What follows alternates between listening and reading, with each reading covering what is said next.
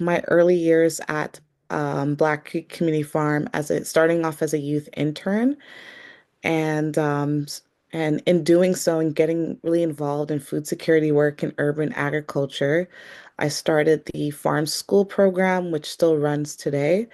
And it really just brings in education around food security, how to grow your food, get reconnected with the land, food and nutrition, a lot of great topics for all ages. Um, I was also responsible for leading two community markets in the neighborhood, received the Innovation Award because of that, and because of the work I've done around advocating for youth empowerment, food sovereignty, and community-led solutions. Um, it was something that really stemmed from being a longtime resident in the community and seeing what the actual challenges were, living it myself, and finding ways to address it. So for Black Creek Community Farm, our vision is to become an urban agricultural center that engages and educates and empowers diverse communities through sustainable food.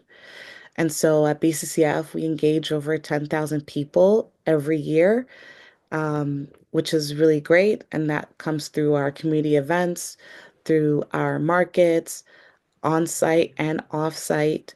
It's through our programming, through the food that we grow and donate, really bringing in a wide diverse of community members in our work.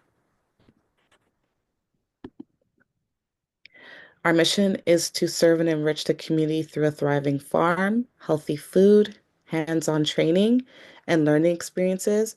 So that looks like being able to grow over 30,000 pounds of food annually, growing a wide variety of crops from heirloom heritage crops to culturally specific crops based on the um, the significance in the community. Um, and so those things include peppers, melons, okra, tomatoes, garden eggs, callaloo, bitter melon, so much more. But also what BCCF, we provide the hands-on training and learning experiences. So we work really, we have a great relationship with different post-secondary institutions, including Seneca, York, Ryerson, George Brown, um, TMU, George Brown, um, to provide placement opportunities, paid internships, co-ops with high schools, for to get more young people involved in this work. We work with schools, organizations, and agencies to deliver mentoring and employment opportunities for Black youth and other equity-seeking groups in the community. And that looks like serving over 4,000 children and youth through our educational programming and events across the city.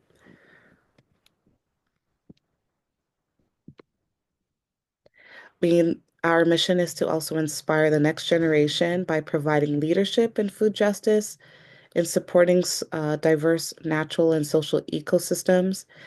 And as of last year we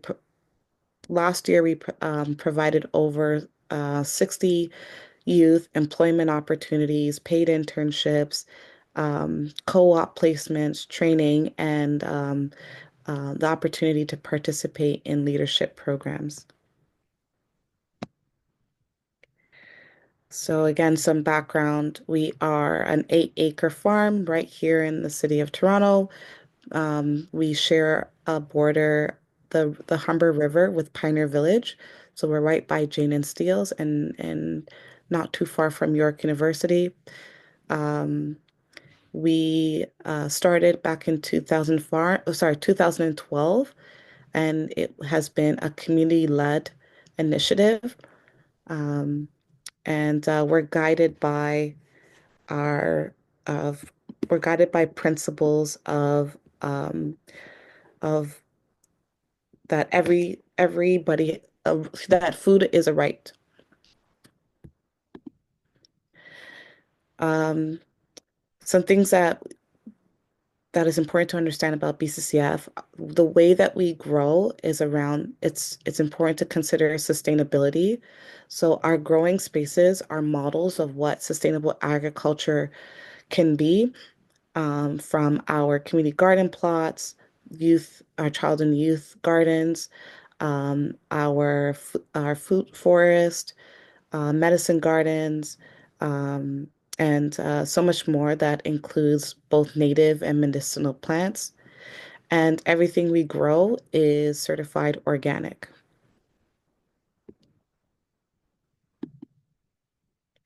We also offer intergenerational programming, which I'll talk about a little bit more with one of the challenges that we have.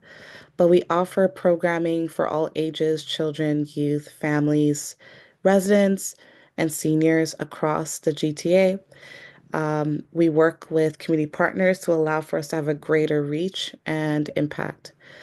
Last year, and actually the last couple of years, we've been engaging over 90 seniors, participating in programs on a weekly basis to help prevent social isolation, encourage community engagement, and be able to offer intergenerational activities among our seniors and our youth.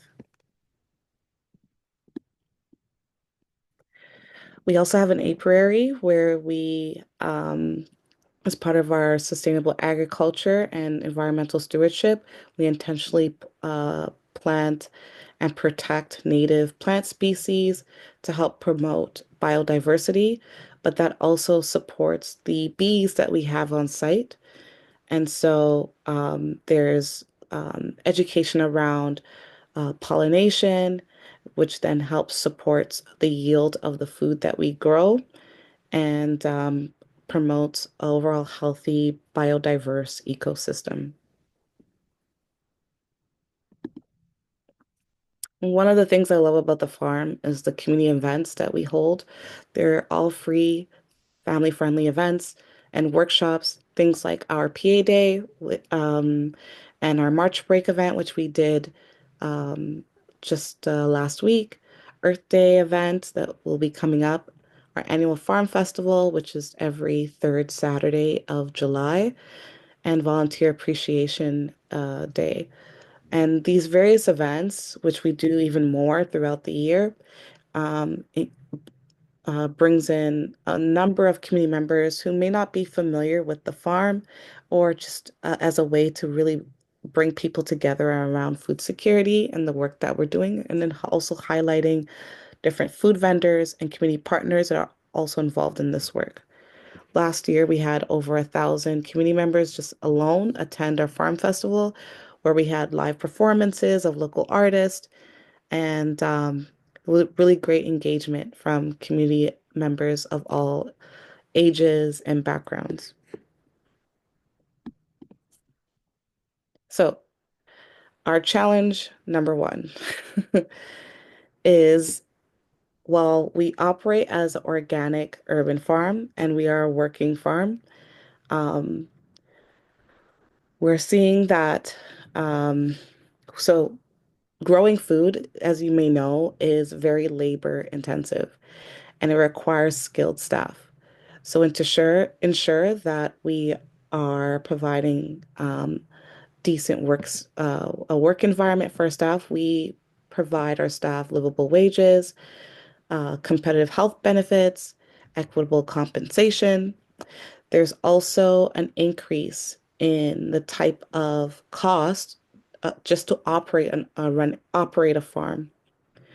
And so these costs alone, um, it would increase um, the true cost of the true price of organic produce being sold if it was being sold at BCCF. For example, um, considering that it is local, it's great, but doing things locally, they have their costs as well. So running organic farm in Toronto with the cost of living going up, the cost of farming going up, and ensuring that our staff are fairly compensated. That also we have to deal with the balance of ensuring that our food is also affordable for the community that we're serving. So one of those programs that we offer is our Harvest Share program, which is based on the community supported agricultural model, which looks at growing food for the season, but community members are able to purchase the seasonal food as a subscription in advance, which provides security for the farmers that are growing the food.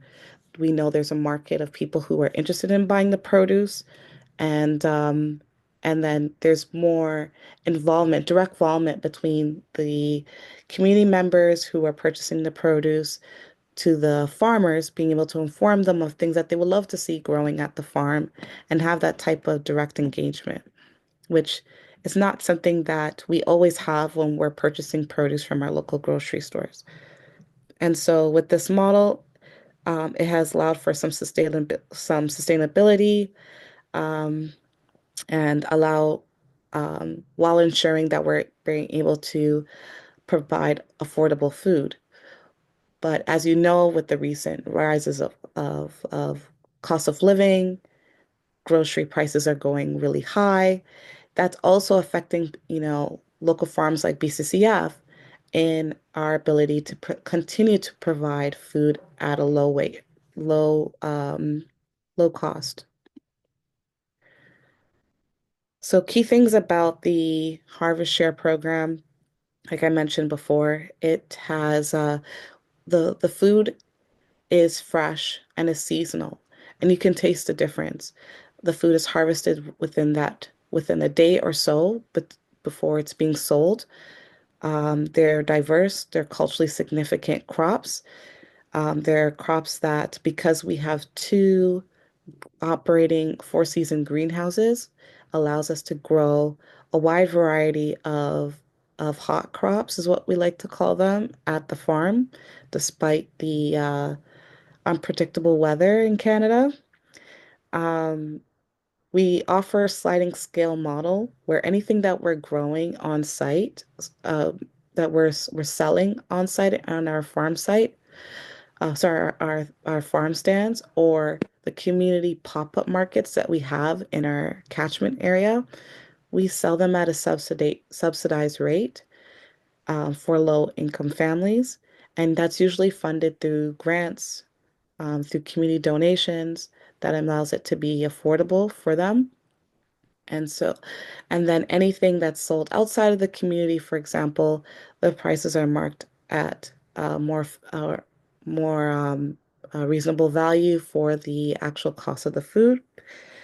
Um, and with the uh, different packages that we offer, for example, there's opportunity to purchase a higher um, more a package on the higher end to help subsidize a family to receive a harvest share as well that is within our accessibility pricing.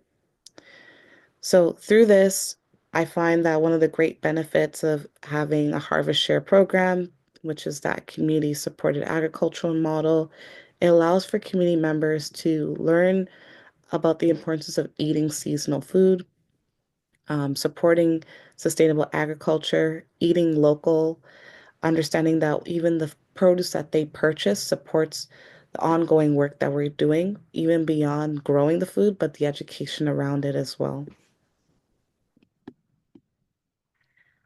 One of the challenges I will highlight is how community members, many of the community members that we have in the Jane Finch, Black Creek, Humber River neighborhood, um, are comprised of low-income families, newcomers, students, people who are facing financial barriers to accessing local organic produce that's also affordable.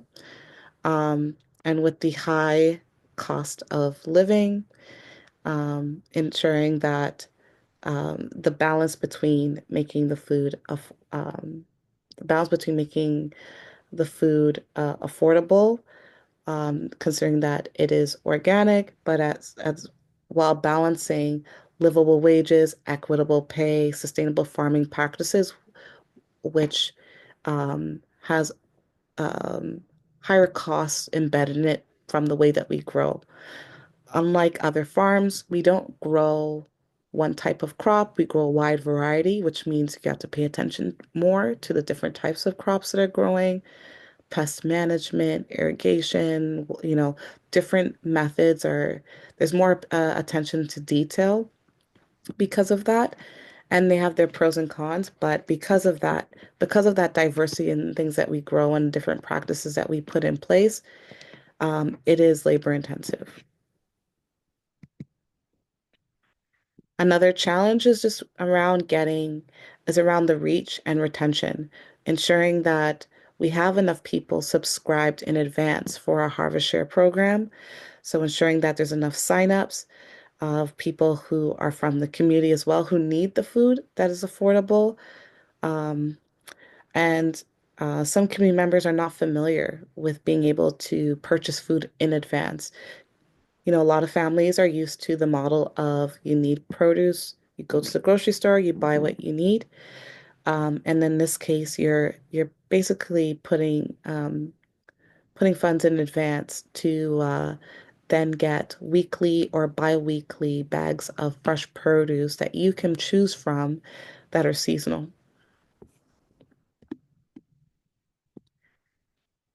And like I mentioned before, offering the sliding scale model, the subsidized programming that are covered through different funding opportunities that we have is there. So the balance of like sustainability for BCCF as an organization while remain ensuring that the food continue to remain accessible. So the question is, how can Black Creek Community Farm um, um, develop a sustainable pricing model that ensures fair compensation for its workers while keeping fresh, organic, and fresh, organic, culturally significant food accessible to low-income families? So that's challenge number one. I'm going to share one more challenge with you guys, and then we can open up the conversation. Okay, so okay, before I get into that, just some things that you might want to consider is just really understanding what the cost of around organic farming, the different models that currently exist around pricing, the partnerships. Um, will there be like a long-term versus short-term strategy? Are there things even in between that could be done to help reduce costs that will allow things to be more affordable? And so, does that mean BCCF as a small nonprofit organization um, with a really passionate team adopting new technologies or innovative solutions to help the farm be more efficient in those different capacities?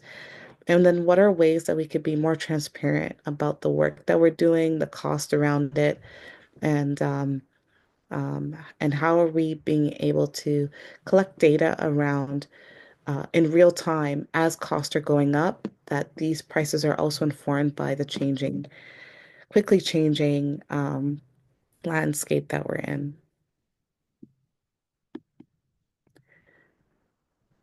So the second challenge is around enhancing the physical accessibility at the farm. And so we serve a very diverse community, as mentioned before, and many of the community members are actively engaged in the farm from underserved families, newcomers, low-income residents, racialized community members, seniors, individuals with and so one of the things that we're seeing is that seniors and individuals with mobility issues are facing barriers to fully participating at the farm due to the farm's current landscape and infrastructure.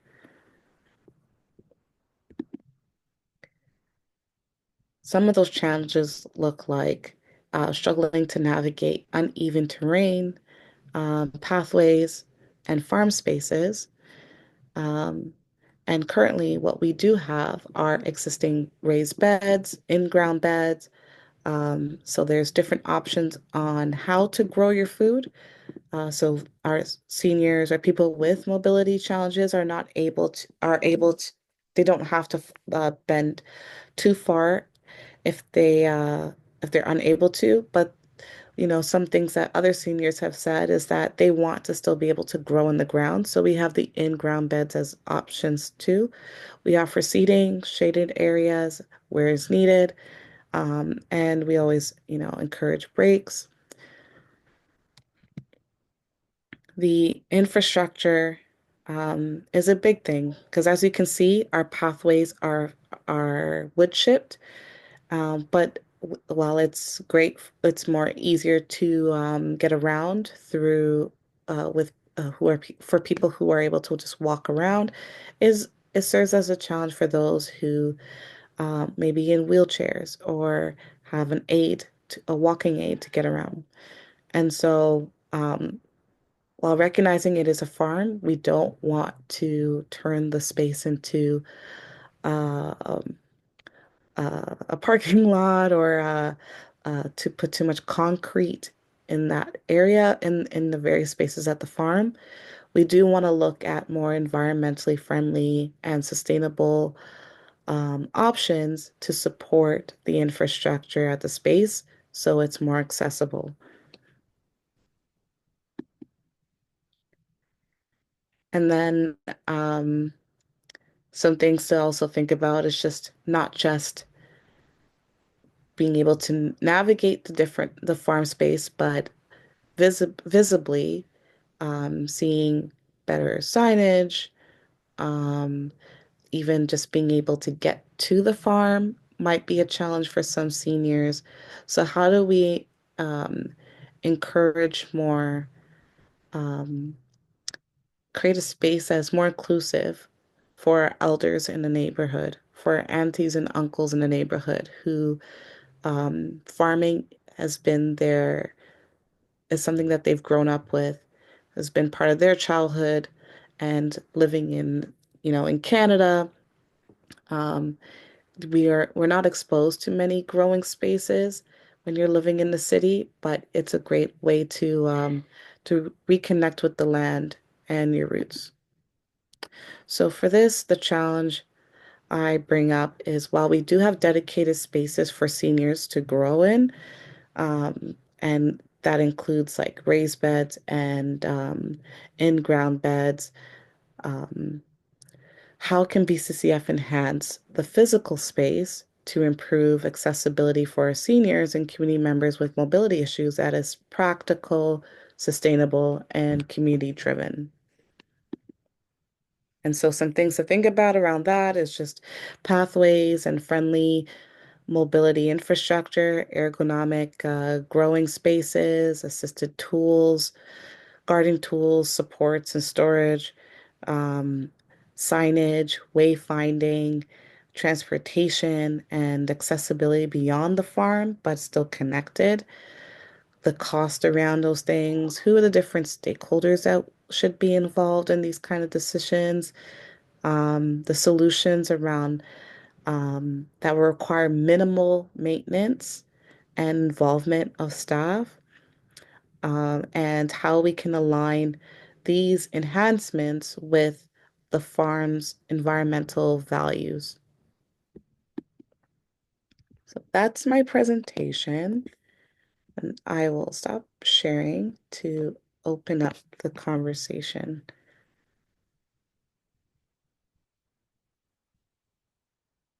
Any questions?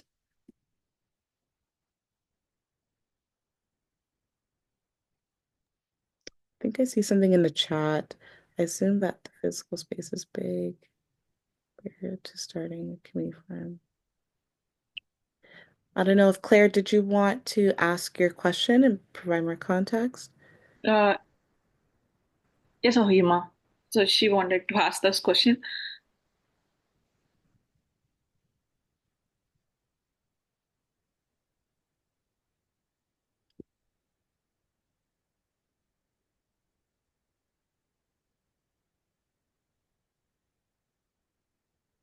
I don't know if Claire, you can hear me.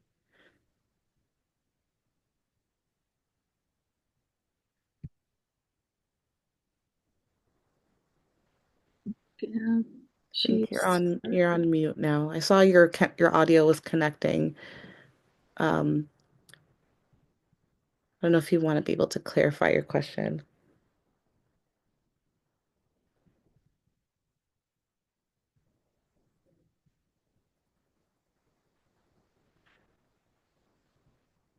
At least for now, what I'll say is, yes, the farm space is pretty big.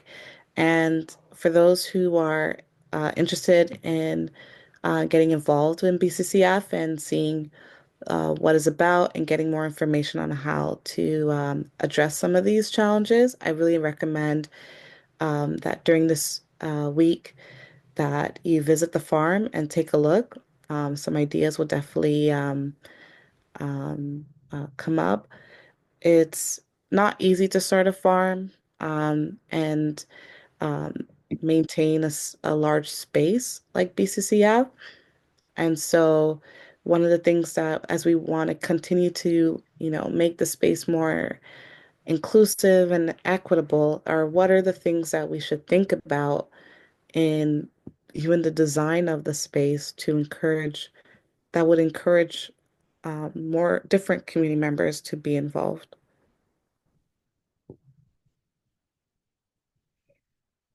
I hope that answers your question, Claire. Hi. I have a question. You mentioned at some point that it was difficult for you to spread the word. Um, what are the things that you are doing now to spread the word? Yeah, so in part of like the outreach plan, we work with a lot of different organization and groups and do a lot of collaboration throughout the year. Like on an annual basis, we work with around 60 different organizations that are within the community itself or in within the city of Toronto. The other thing is we have a really great social media presence that engages different audiences. I find that, certain audiences are on social media, more of maybe a younger crowd, if I were to just generalize it. And to, depending on who you're trying to reach, you might have like different types of audiences on different platforms. So what I find that is most important is that you are physically in the neighborhood doing things like canvassing, knocking on doors, participating in community events that are happening, setting up tables. Every year we've done set up a market right at the corner of Jane and Finch where we are either selling produce or doing a giveaway. This year we'll be at Toronto Public Library giving away fresh produce in partnership with the Toronto Public Library and doing free educational workshops there. And so whether it's like an online presence or in-person presence to community, that's ways that we try to get the word out there. And then we partner with different schools to also help facilitate that outreach. So we work with a lot of schools in our catchment area to off to provide field trips on site, but also visit the schools to do a traveling curriculum. It's kind of like a mobile workshop on their grounds and help people set up their school gardens, have the children and youth meet farmers, um, and I think I said we host community events that is free and open to the public.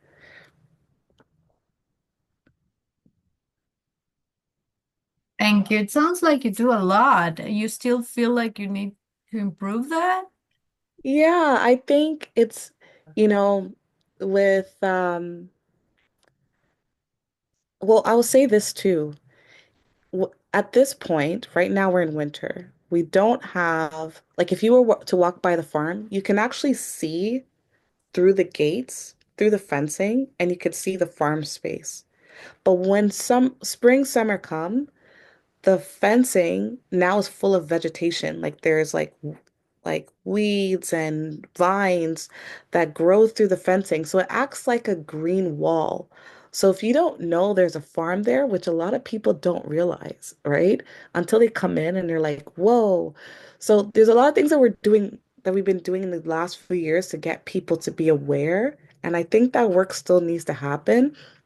Um, like we had our highest attended farm festival event last year, which I attribute that to really getting at the young people that we had as interns to do what I used to do when I started working at the farm. We were like knocking on doors and saying, "Hey, there's a farm, 8-acre farm in your neighborhood, um, and it's open for you. We'd love for you to come by, and we have a farm festival coming up, and we'd like for you to come visit."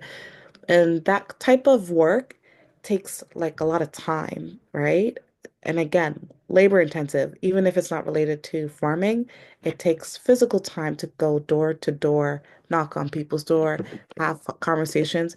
But that's what builds the trust and um the um the uh the type of relationships that needs to be built in community that's are you have people working like 2, 3 jobs and they're really busy and they don't have time to look on certain community boards or attend certain meetings or might not even be on social media.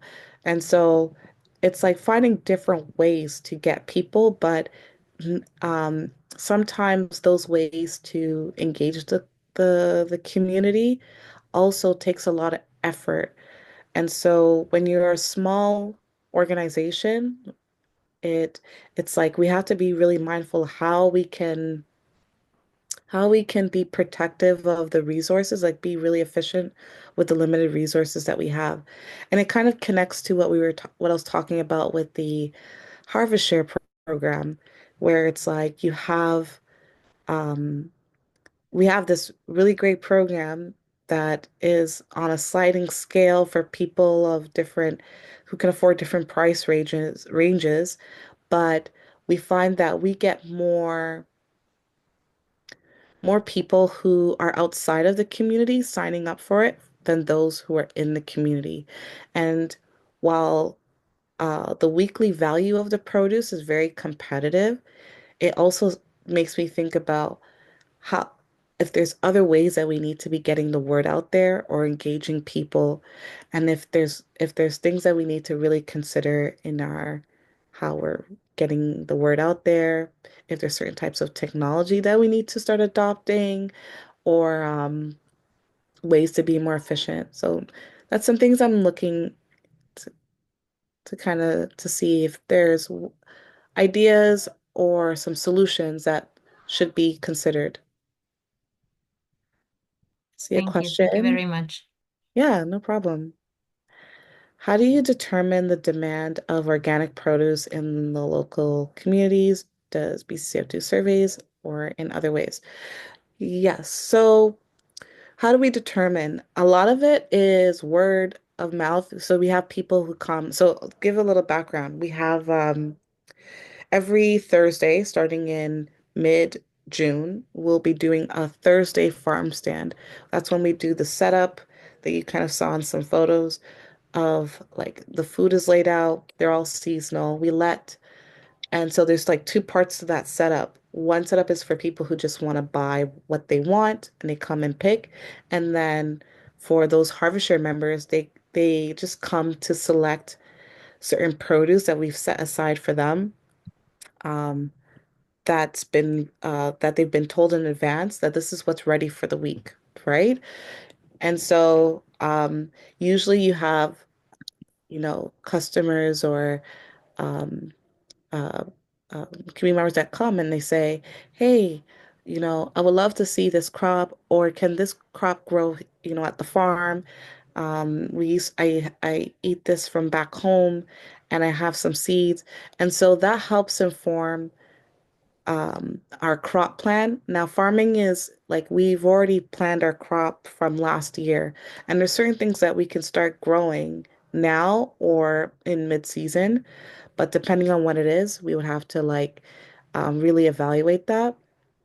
There is a survey that is shared with those who were part of the Harvest Share program to ask what are some crops that they would like to see. And something that I had staff do is, and I feel like this maybe could be updated, is having, there was like a paper version survey for people to fill out.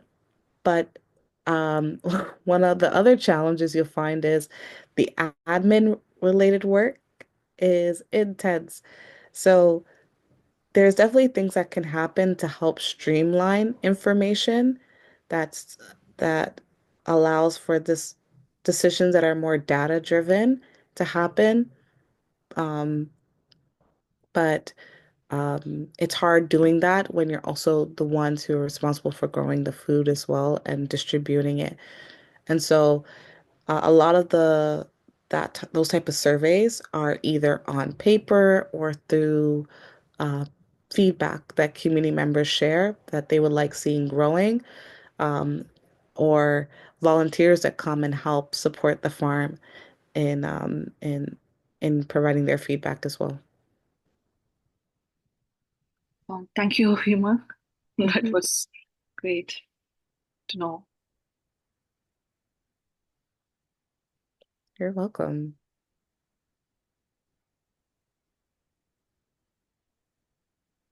Any other questions or thoughts?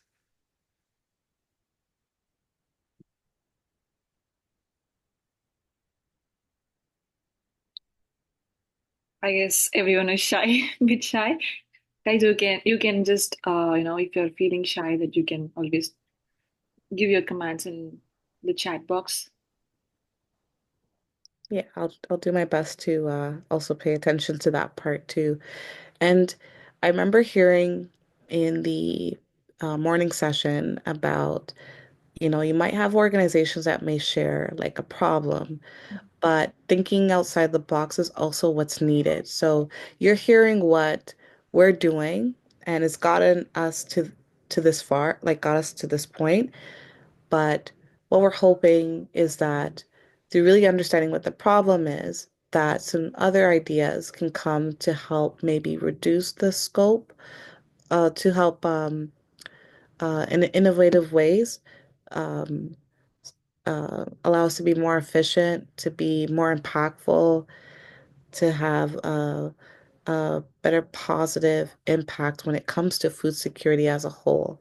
And having a farm in the heart of a city and a community that experienced um, food insecurity, how does that help solve? What can the farm do that would full, not add more or stretch the team more, but to help go deeper with the work that we're doing? And it might be a systems change, right? Where it's like there's some certain solutions now, but they have long-term impacts, but require some changes around documentation or data collection, collecting real-time pricing of like local, I don't know, grocers, and how does that inform our pricing? How do we ensure things stay affordable? Yeah. That's right, Ohima. Like we have lots and lots of challenges nowadays because of this tariffs, and yeah, we face lot and lots of challenges, and we have so many participants here. Anyone's impact, like any small impact, will be a great impact, as you said. Yeah, for sure. Small, big, it's impactful. And one of the things that I I started at the farm as a youth myself, right? And so it was really to be able to say that I contribute in a way where it's like I started, different programs, initiatives that still apply today is kind of like what's happening here, where you are um, getting involved and making time to look at the problem from a different angle and bring your own perspective and solutions to it that will help have a long-term impact at the farm or at other small scale farms. And so it's really thinking through those different things and ideas. Um, Myself and the team are excited to work with whoever is interested in getting involved in this way. And and I'm not sure the they how the connections are working, but I can share my contact with those groups and um, with the organizers, and then they could share it with you guys so that we can follow up after today's session. Yeah, that's a wonderful thing to say, and it's nice of you. As you said, it's Blackberry community farming is a sustainable way of producing things. Is it hard to maintain that sustainability? Because like you have to consider each and every thing what you're doing, in a sustainable way. Was this harder? And how can technology make it even more um, easier for you to do something sustainable way.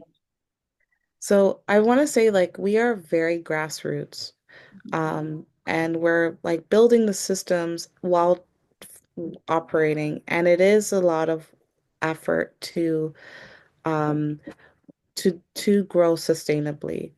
And so one of the things that we do our best in is looking at different systems or models at of other farms of uh, different softwares and tools that we can implement as we are, as we are growing. Something that we just recently um, adopted was a software called TENS, which is going to support like the crop planning and make information knowledge transfer easier, where not just the farm manager or coordinators are aware of what needs to be planted, but the facilitators, the youth, we can all be on the same page about what's growing where, how it's growing, and and the successes of the different crops that have grown in that season.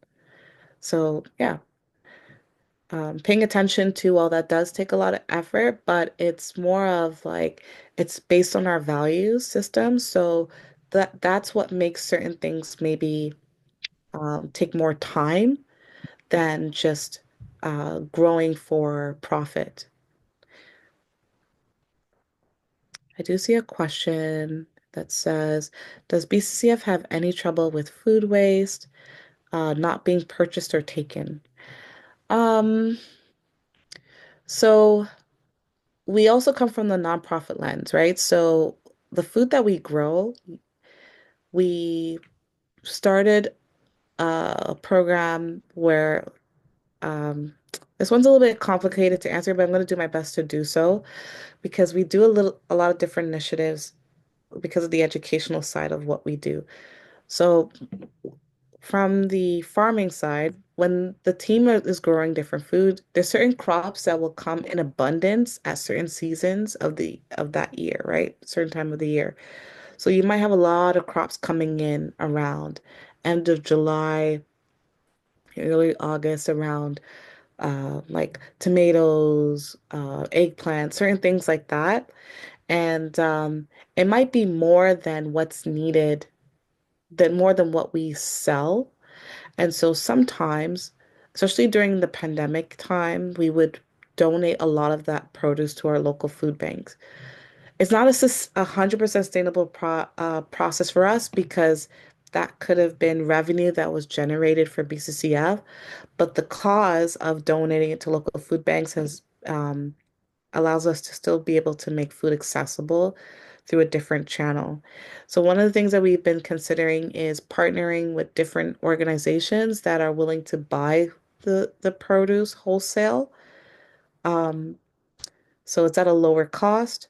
BCF still gets some revenue from it, and those organizations, they're Their mandates are to feed communities, whether they're they work with underserved communities or they're a type of social enterprise food bank model. Um, it's going to a good cause. And so we're still exploring those different partnerships. There's currently one that I recently heard of. Um, but so far what we've been doing is providing them to like local restaurants, other small chain grocery stores when we get large amount of bumper crops and farmers who also need some produce to supplement their harvest. Around the food waste part, we do have a composting system that depending on how waste has happened, so you might have, so something pretty cool. So if you look at, for example, a garlic, we're used to the garlic that grows, the actual bulb that we buy from the grocery store. And what we only learned recently from a chef and from the community was that even the leaves you can use to cook with.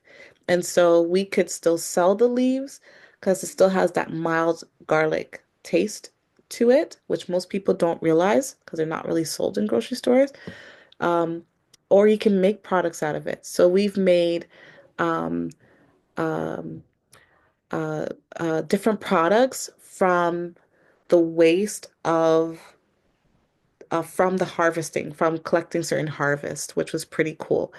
And but yeah, like we don't know all the different ways to um, really capitalize on the full plant because it really depends on how people eat and prepare them. I hope that answers that part of the question. But the other part that made things a little bit complicated was another initiative that we have at BCCF is that we go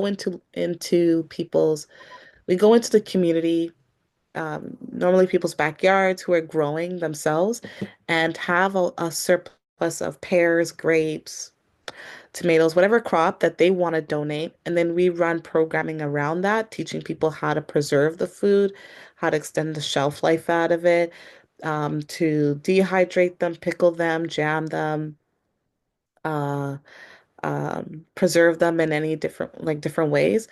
And so we reintroduce that back into our programs and then donate the rest. And so that's why I'm like, there's different types of waste that you could see at a farm from like the way things are harvested to the bumper crops that we have, but we usually don't waste them. We do our best to sell them as much as possible. And then the food rescue that we do in the community, that would have ended up as waste because for one family, that's way too much food. And so they call us to say, hey, could you take this and do some good with it? Yes. I don't want to mispronounce your name. Is that Fanil? Right now. Yeah, No. it's Okay. okay. Nice to Okay. meet you. Um, Sorry, I'm from the organizing team. I just wanted to come in and check if everything is okay. Um, so the session is about to end, but we can take a few last questions if you want. Okay. Yeah. Thank you. No. Thanks for the reminder and the time check. Are there any other questions or comments? We don't usually mind people go over time, but it's just that we have new session starting at 3 p.m. in 5 minutes. Yeah, no worries. We had a pretty fruitful conversation so far. That's Hope right. That's you. fun. I did come in and check. It was going good, so I didn't want to meddle. And then I was just going around checking everything is working fine. Mm. Yeah, yeah. I And I mean, was able to present. Yeah. thank you, Fania. Thank you, Ohima. Sorry, am I pronouncing your name correctly? Now I feel bad. No, no, no. Ohima, Ohima. Ohima, Emma. Ohima. Okay. Yeah, Thank no you worries. so much. Yeah, All right. yeah, we saw your presentation and we saw that students were asking questions, and this is great. So yeah, sorry, we have to start a 3 p.m. session. So if students, participants here have any questions to Black Creek Community Farm in Ohima directly, then please reach out to our student success team, either on Discord or email, and then we will, send your questions to Black Creek Community Farm and get your answers, if possible. If you can support us on that. Yeah. Perfect. Thank you so Just much. confirming one more thing, Ohema. Are you coming to on Saturday to the finale to Seneca Um, Unit? I'm trying to see who can attend Yeah. that because at the moment the farm is our operating hours are Monday to Friday. And so it's going to be a little bit challenging this week, and I'm still trying to figure that out. Um, Usually around the warmer weather is when we open our hours to Saturday. So can I get back to you on that part?